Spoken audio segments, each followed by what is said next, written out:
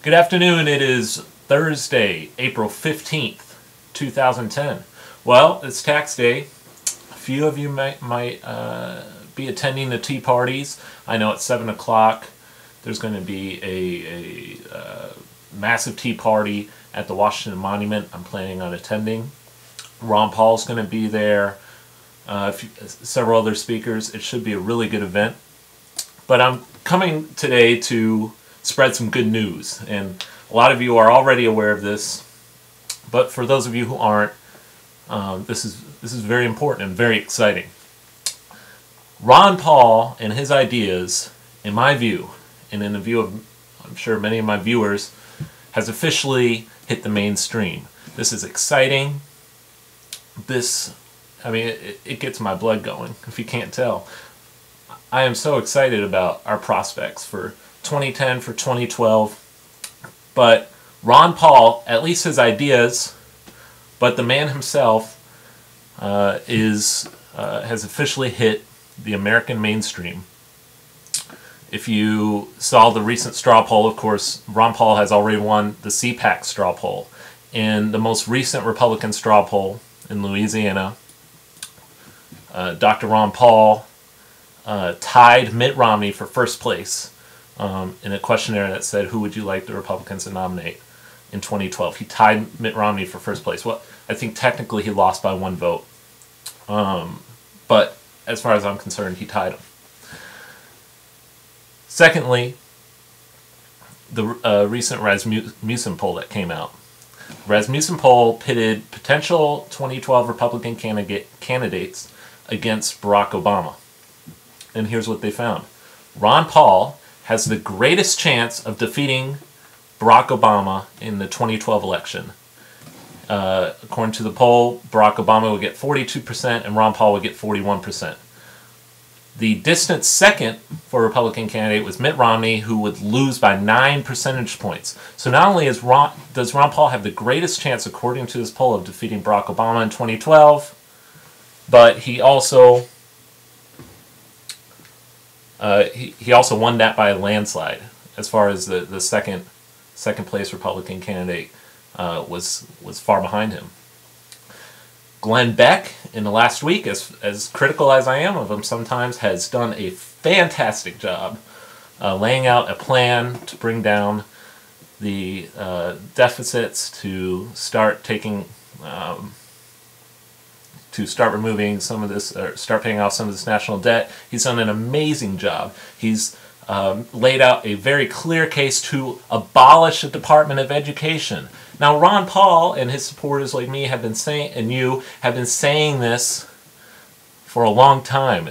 I remember Paul talking about this he's talked about this his whole career. But I remember during the Republican debates, him talking about it in 2006, 2007, and getting laughed at practically by the media. Now, all of a sudden, it's mainstream. People are talking about it. It's no longer an issue that people consider as radical as they used to. I mean, everyday mainstream Americans are saying, well, yeah, let's abolish the Department of Education. According to the 10th Amendment, education should be dealt with by the states and by the local government. Stuff like No Child Left Behind is unconstitutional, and if we cut the Department of Education, we save $200 billion. I mean, that is a massive amount. And so Beck's talked about this. Beck today announced that on his show this afternoon, or excuse me, yesterday he announced on his show this afternoon that he will talk about defense cuts. I mean, that has been Paul's issue, and now all of a sudden, Glenn Beck, who in many ways is, I mean, I don't always think this is the best thing, but Glenn Beck is in many ways a voice of much of the Tea Party movement, not all of it, but a lot of it. The fact that a man of his popularity is coming out and now saying, hey guys, like, we might want to look at the defense budget, that's a big deal.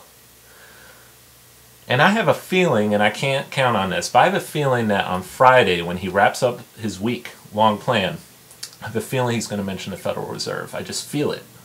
I might be wrong. I mean, there's a very good chance I'll be wrong. So, I mean, don't quote me on that. But mark my words, by the end of the year 2010, the Federal Reserve will be a mainstream issue. I'm pretty confident of that. I can't guarantee it. I just feel it. I think the American people are ready to debate the Federal Reserve. So, this is optimistic. I feel really pleased right now. And, you know, I just wanted to talk about that. I mean, we're all brothers and sisters here. You guys, myself, our friends, our family, we may be individuals, and we talk about individual rights a lot. And that's very good, and that needs to continue. But at the end of the day, we're all in this together. We all come from a deep-rooted American tradition, an American tradition of seeking liberty. Okay? If you're watching this video and you're an African American, for example, there's a deep-rooted American tradition of black people fighting for civil liberties, fighting for liberty itself, the right to work and reap the profits of your own labor. I mean, that was denied to them for centuries, and they fought and they earned that right to liberty. If you are a female viewer, the same is true. There is a deep-rooted American tradition of women taking an active role in pursuing liberty. Whether that is, past women were pursuing the right to have a political voice in the public sphere of debate, and we've achieved that. But women have a history of it. Asian people have a history of it, resisting FDR's internment, Japanese internment during World War II. Indians have a history of it, resisting encroachments on their property rights. As individuals. That's another lock-in idea. If you're a Hispanic viewer, you also dealt with encroachment of white settlers coming out west and taking some land illegitimately. I mean, we all have, whether you're white, black, Hispanic, woman, male, Protestant, Catholic, it doesn't matter. There is a deep-rooted American tradition in this country that we're all a part of that seeks out liberty. So, I know some of my video blogs are not the most optimistic. I'm aware of this, but that's only because I'm, myself and so many others out there, thousands of other people out there in the United States are trying to warn everybody around them, like, hey, tough times might be ahead. But there is optimism. There is hope.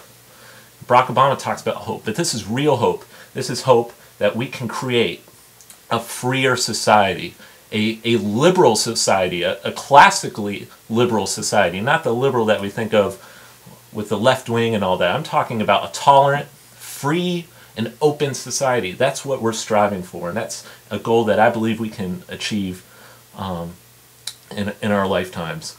This is really happening, people, and we need to work hard to make sure that we can secure the White House in 2012. So talk to your family and friends, be active, talk to other people about politics, read books, do a lot of reading. Well, blogs, but I mean, read some literature too. There's a reason why I put these books behind me. I wanted to show a few of them to you. I mean, a lot of you have probably read Atlas Shrugged. Now, I don't agree with everything Ayn Rand says. I'm not an Ayn Rand head. But there's a lot of really good stuff in here, and it's a good read. It has an exciting plot line. It's a good narrative.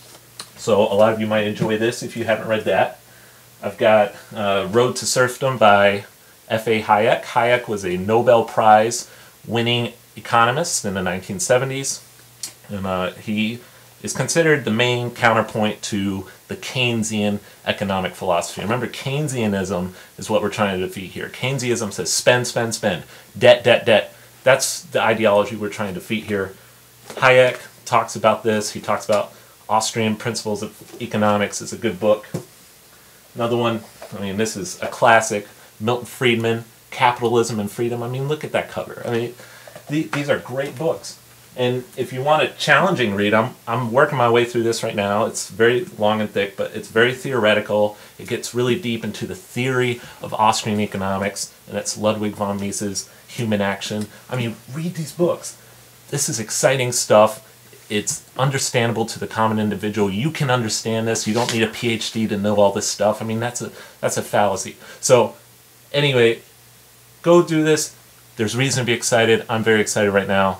Happy Tax Day or Tea Party Day, whichever you choose to celebrate. And I will see you guys later. Bye.